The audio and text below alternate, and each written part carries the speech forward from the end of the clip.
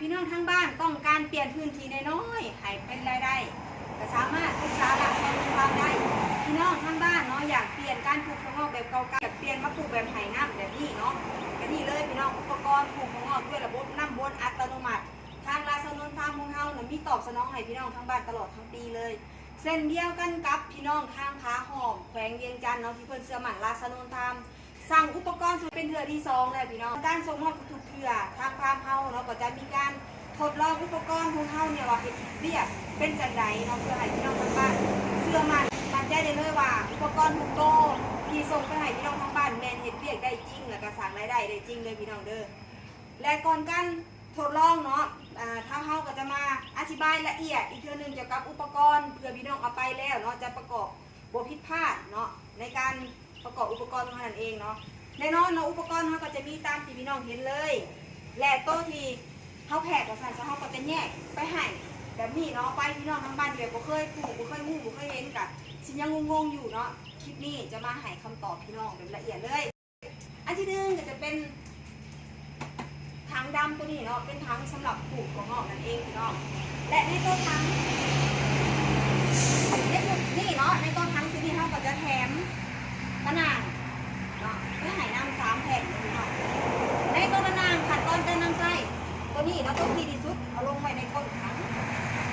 แบบนี้แต่ตัวที่2เนาะหลังจากที่ว่าเข้ามาในถั่วครบแล้วเนาะตามที่แบบว่าทางฟาร์มเขาแนะนำไปเราก็เอาในถั่วลงในถังเขาก็เอาอันนี้ปกไว้พี่น้องเพื่อให้น้ำเขากระจายตัวได้ดีแล้วก็เบรกน้ำมาซะส่วนตัวนี้เนาะไว้เบรกน้ำปากถังนี่ไว้มันโฟกเนาะอันนี้คือฝาปิดปากถังส่วนห้าวห้องเนาะห้าวห้องคือตัวนี้พี่น้องเขาก็จะแยกสิ้นส่วนไปหายพี่น้องเด้อ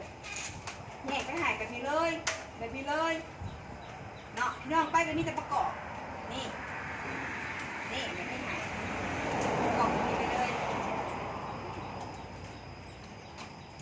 นี่พี่น้องก็จะได้ห้าวห้องถังแล้วส่วนตัวนี้เนาะก็คือพอส่งน้ำเขาก็จะแยกไปเส้นเดียวกันพี่น้องไปแบบนี้เลยหายไปแบบนี้เลยเนาะตัวนี้ก็จะเสียบไปได้แบบนี้ลองไปตรงนี้จะมุนเขาได้แบบนี้เลยนี่ประมาณนี้น้องบอกเข้าใจเขาก็จะคอยล้มกันตื่นมาซักส่วนว่าปิดเปิดน้ำตัวนี้เขาเรียกบอดี้เด้อพี่น้องเด้อเอามาใส่ในก้นถังอย่างเดียวเด้อแต่ที่การใส่ที่การใส่กับเพียงแต่พี่น้องค่อยๆหมุนเข้าไปในก้นกระซ้ามองน้ำแบบนี้เด้อค่อยๆหมุนพี่น้องเพื่อบ่ให้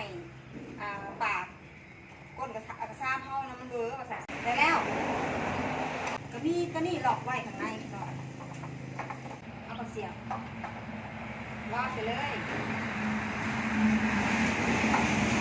เพียงเท่านี้เขาก็จะได้อุปกรณ์ปลูกถั่วงอกแบบง่ายแสนง่ายพี่น้องถึงเวลาที่พี่น้องรอคอยแล้วหลังจากได้อุปกรณ์ครบตามแบบนี้แล้วเนาะเอาน้ำใส่ในถังห้องให้ถ่วงกับงวงใดสีดำอยู่เด้อพี่น้องเด้อหลังจากนั้นเขาก็เสียบปลั๊กใดกับทัมเมอร์ชึบแล้วก็มาต่อกับไฟบ้านคือแบบนี้พี่น้อง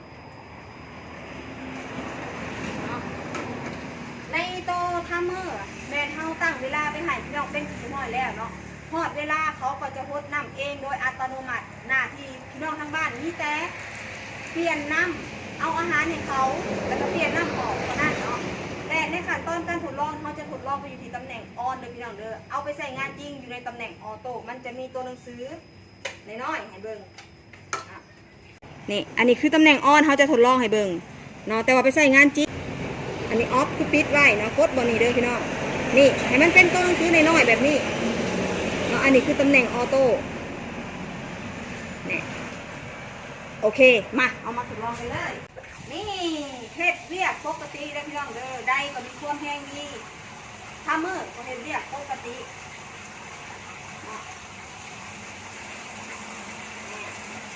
อันนี้ฟ้าปิดปากถังของเขาก็จะประมาณนี้เลยพี่น้องการไหลของน้ำก็ไหลดี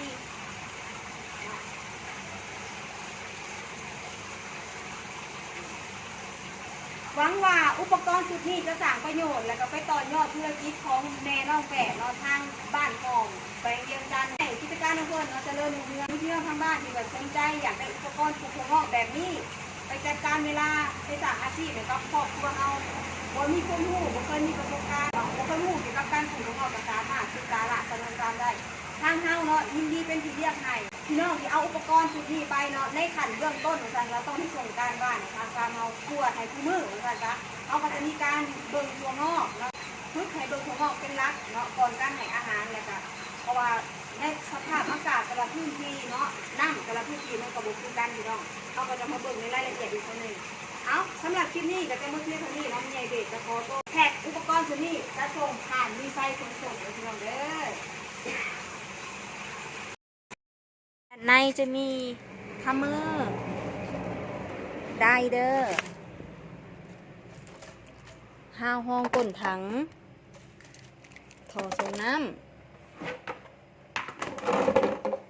วาล์วปิดเปิดตะนางห้องก้นถัง3 แผ่นเด้อก็จะเบรกกันแบบนี้